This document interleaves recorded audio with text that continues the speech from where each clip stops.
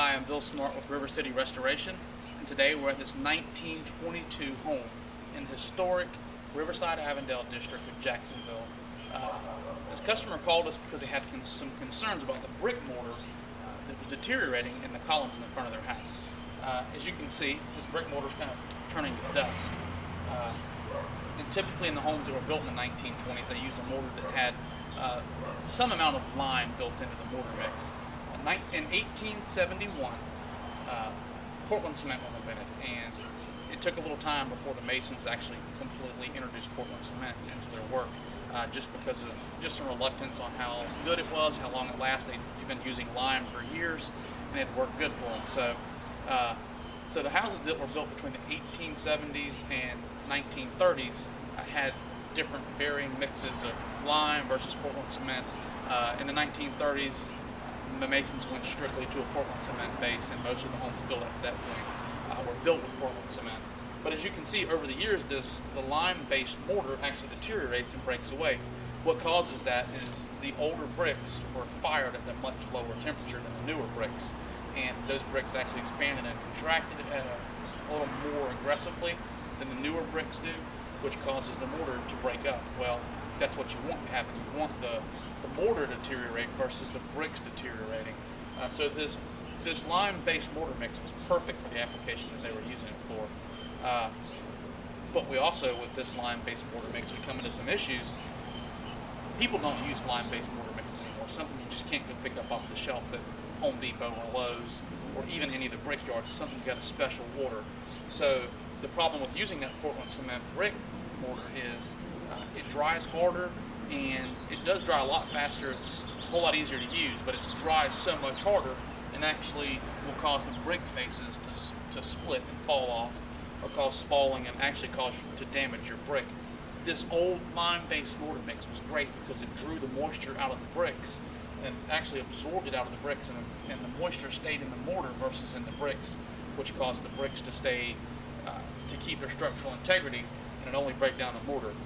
As you can see, the mortar has broken down in some places more than others.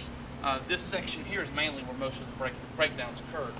In this upper section, you can see that there's really no breaking down whatsoever. What causes that is because you've got a mason who's mixing sand and mortar on the job site, and one day they may mix it with a little bit extra lime, or one section they may use a little more lime than another section. So that's kind of what happened. This little batch here had a little more lime in it than the rest of it, which caused it to break down a little faster. Now, all of the mortar is going to break down over the time, but depending on the amount of the mixture of lime or a mixture of sand versus Portland will determine how much it breaks down. Your exposure, how high the humidity level is.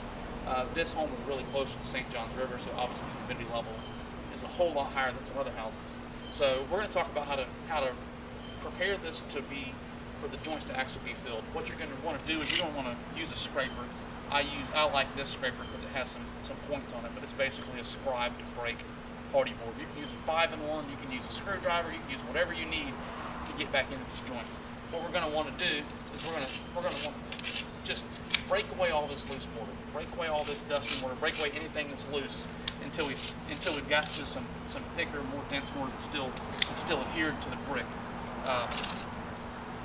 We're going to remove all of that. We're not going to try to break any brick away. We're not going to try to bust anything up.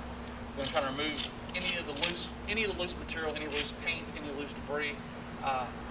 Get all that scraped away, and we'll continue to do that with this rest of this section. Once we get that scraped away, we'll come back, wash it down real good, double check it, make sure we don't have any more loose mortar. If we do scrape that away, wash it down one good time, and then we'll be prepared to put the mortar back in. And we'll discuss that in just a few moments.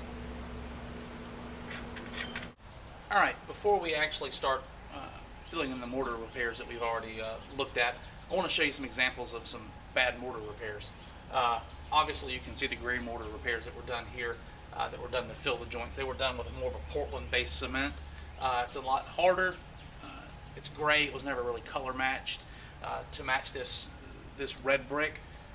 Also, you can see some repairs that were done previously to that that were done around these bricks here. And you can notice that these brick faces are actually breaking off.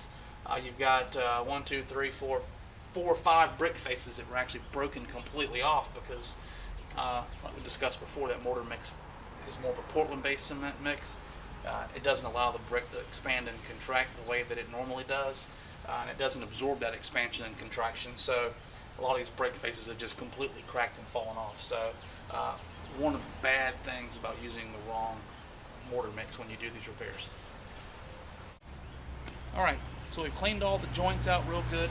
We washed them down, came back a second time, double checked everything, found a few more spots that we needed to take care of, got them all cleaned out, and now rinsed it one last time. Now we're ready to actually apply the mortar mix. You'll notice it's still wet. I don't know if you can tell, but it's still wet. You don't have to let this completely dry before you apply the mortar mix. You want the brick to be a little bit damp. That way that the brick doesn't absorb all the water out of the mortar mix and make it dry too fast or too slow. So what you want to do, just you want to mist the brick one good time before you actually apply the mortar mix. That way the mortar mix actually has a chance to dry and dry out the fastest way, the correct way.